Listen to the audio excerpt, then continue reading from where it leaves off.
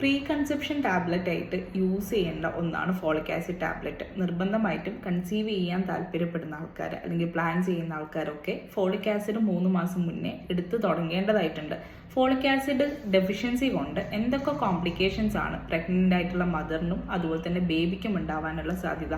അമ്മയ്ക്ക് anaemia പ്രഗ്നൻസിയിൽ develop ചെയ്യാൻ ഇതൊരു കാരണമാവാറുണ്ട്. അതുകൊണ്ട് തന്നെ ഫോളിക് ആസിഡ് ഒരു റൊട്ടീനായിട്ട് 3 months മുന്നേ എടുക്കുന്നത് നല്ലതായിരിക്കും. ഇനി എന്തൊക്കെ കോംപ്ലിക്കേഷൻസ് ആണ് വരാൻ സാധ്യത? മറ്റൊരു ന്യൂറൽ ട്യൂബ് ഡിഫക്റ്റ് ആണ് കുട്ടികളിൽ കോമൺ ആയിട്ട് കാണാറ്. സ്പൈനാ ബൈഫിഡ അല്ലെങ്കിൽ ആനൻസെഫാലി, അതുമല്ലെങ്കിൽ ലോ ബർത്ത് വെയിറ്റ് ബേബി ആയിരിക്കും ജനിക്കുന്ന സമയങ്ങളിൽ.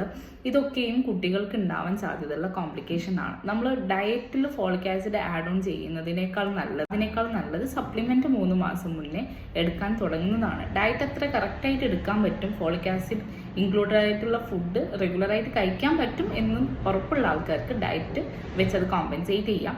അല്ലാത്തവർ നിർബന്ധമായിട്ടും സപ്ലിമെന്റ് തന്നെ എടുക്കേണ്ടതാണ്.